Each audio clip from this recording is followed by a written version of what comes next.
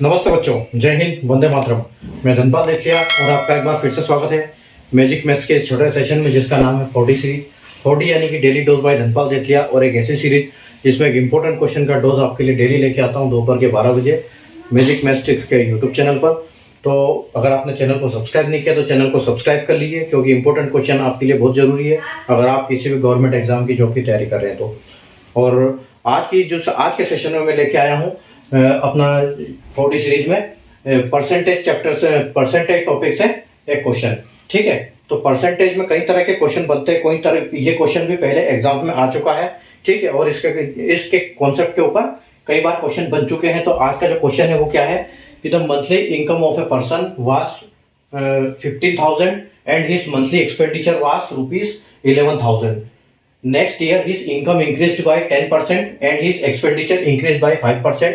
The percentage increase in his saving is what? ठीक है, क्या है प्रश्न कि एक व्यक्ति की मासिक आय 15,000 रुपए थी और उसका मासिक व्यय यानी कि खर्च 11,000 रुपए था। अगले वर्ष उसकी आय 10% बढ़ गई और उसका व्यय 5% बढ़ गया। तो उसकी बचत में कितने प्रतिशत की वृद्धि हुई वो आपको बताना है। तो वो वहां पर पूछा गया है। ठीक है, यहाँ पर ऑप्शन भी आपको 5 दिए हैं। तो देखो, जब परसेंटेज की बात होती है तो सबसे पहले हम क्या करेंगे, सबसे पहले हमको उनका डिफरेंस निकालना पड़ेगा कि पहले उसका सेविंग क्या थी और इस बार इसकी बाद में उसकी सेविंग क्या है। ठीक है, तो यहाँ पर हमको सिर्फ उसकी इनकम और खर्चा दिया है और एक साल के बाद उसके परसेंटेज दिए हुए कि परसेंटेज बढ़ गई। तो सबसे पहली बात तो यह है कि देखो, सबसे पहले तो हम निकालते हैं कि उसका पहले साल वाली इनकम और उसका खर्च, ताकि उससे हमको उसका डिफरेंस निकालेंगे। देखो, तो पहले साल उसकी इनकम थी 15,000 रुपए। ठीक है, और उसका व्यय था कितना, 11,000 रुपए। ठीक है, तो 15,000 रुपए में से 11,000 खर्च करता था, तो उसकी यानी कि 4,000 रुपए उसकी सेविंग थी। ठीक है, तो ये 4,000 रुपए उसकी सेविंग, तो ये तो उसका एक पार्ट हो गया। अब क्या है, देखो दूसरा क्या है, ये जो इसकी थी अगले साल नेक्स्ट ईयर क्या हुई, नेक्स्ट ईयर इसमें इसका परसेंटेज क्या हुआ, प्लस 10% की बढ़ोतरी हुई। ठीक है, तो प्लस 10% इसमें अगर इंक्रीज होता है तो हम इंक्रीज कैसे करते हैं, और इसमें ये उसका खर्च है तो खर्च में कितना हुआ, प्लस 5%। ठीक है, तो 5% की वृद्धि उसके खर्च में हुई, 10% की वृद्धि उसकी इनकम में हुई। तो देखो, तो उसके बाद इसके लिए हमको क्या करना पड़ेगा कि 15,000 डिवाइड बाई 100। अब जब उसकी 10% वृद्धि हुई है तो हमको इंटू इसका मल्टीप्लाई किसमें करना पड़ेगा, 110 में करना पड़ेगा। ठीक है, यानी कि 10% उसकी वृद्धि हो गई। तो देखो, यहाँ 0 से 0 चला जाएगा और 150 इंटू 110। ठीक है, इसका हम मल्टीप्लाई करेंगे तो इसका हमको मिलेगा 15 यानी कि 165। तो ये आएगा 165 और 00। ठीक है, यानी कि पहले उसकी तनख्वाह कितनी थी, 15,000 रुपए उसकी इनकम थी। अभी बाद में 10% बढ़ गई तो उसकी इनकम कितनी हो गई, 16,500 हो गई, मतलब 1,500 रुपए उसकी बढ़ गई इनकम। अब इसके ऊपर आ जाते हैं, उसका 11,000 पहले था। ठीक है, 11,000 उसका खर्च था और अपॉन में 100 इंटू कितना बढ़ गया, 5%, यानी कि 105%, 105। ठीक है, 105 से मल्टीप्लाई हो जाएगा तो ये 0 और ये 0, यानी कि 110 में 105 का मल्टीप्लाई। ठीक है, तो 110 में 105 का मल्टीप्लाई करेंगे तो कितना आएगा, ये आएगा आपका 111550। ठीक है, तो पहले उसका खर्च कितना था, 11,000 रुपए, तो उसका सेविंग 4,000 रुपए था। अब उसका खर्च कितना हो गया, 11,550 रुपए, लेकिन उसकी इनकम बढ़ गई 16,500, यानी कि 1,500 उधर बढ़ गई।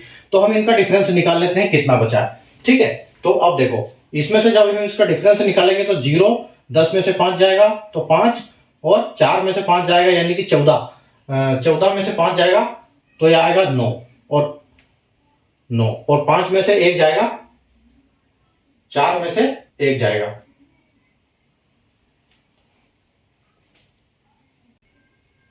तो 4 यहां पर जाएगा, 5 में से 1 जाएगा तो 4। ठीक है, तो अब उसका सेविंग कितना हो गया, 4950। पहले 4,000 था और अभी 4950 हो गया। तो अब हम इसमें से डिफरेंस निकाल लेंगे। इसमें से हम अगर इसका डिफरेंस निकालते हैं, 4950 में से इसका डिफरेंस निकाल देते हैं हम इधर ही, तो कितना बचता है, 950। यानी कि जो उसकी बड़ी हुई है सेविंग, बड़ी कितनी है, 4,000 रुपए तो पहले वो सेव कर ही रहा था, अभी कितने हो गई, अभी 950 उसकी बढ़ गई। तो यानी कि हम क्या करेंगे, 950 अपॉन में 400 आएगा, 4000, और इसमें 100 करेंगे, ताकि उससे उससे क्या होगा, इसी से उसका प्रतिशत होगा। ठीक है, तो पहले अब ये इतनी बढ़ गई, पहले इतनी थी, ये बढ़ोतरी हुई, ये थी, और ये परसेंटेज। तो परसेंटेज का 0 से 0 करेंगे, और 950 में 40 का भाग देना पड़ेगा हमको। ठीक है, जब 940 में हम 50 का भाग देंगे तो देखो कितना आएगा, यानी कि 40 का 95 बार कितनी है, 2 बार आएगा, यानी कि 2 बार आ गया, तो 80 तक पहुंच गया। 80 के बाद 15 बचा। ठीक है, 80 के बाद 15 बचा और एक 0, यानी कि 150 हो गया। तो 150 में 40 कितनी बार आएगा, तो 3 बार आएगा। ठीक है, 3 बार आएगा 120 तक, उसके बाद 30 बच गया, तो 30 40 से जाएगा नहीं, तो यहाँ पर पॉइंट लगाएंगे और उसमें 0 लगाएंगे। तो 30 से हमने बना दिया 300। अब 40 कितनी बार जाएगा, 300 में 60 बार जाएगा, यानी कि 280 तक। 7 चौके 28, तो 7 बार जाएगा।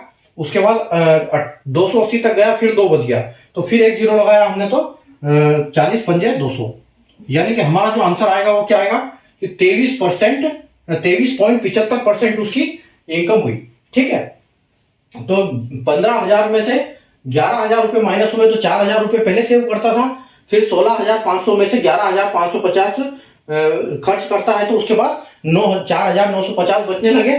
तो दोनों का जो डिफरेंस था, तो 4950 में से 4,000 माइनस करेंगे तो 950, यानी कि इतनी उसकी वृद्धि हुई। ये तो उसको पैसे रुपए की वृद्धि हुई, ये तो उसके रुपए हैं, रुपए की वृद्धि हुई।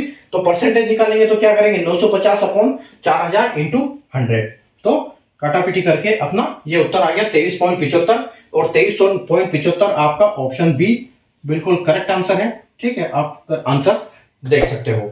ठीक है, अगर आपको कॉन्सेप्ट समझ में आया तो सेशन को लाइक कर दीजिए, शेयर कर दीजिए, चैनल को सब्सक्राइब कर लीजिए, क्योंकि इस टाइप के क्वेश्चन, इंपॉर्टेंट क्वेश्चन मैं आपके लिए डेली लेके आता हूँ। Thank you.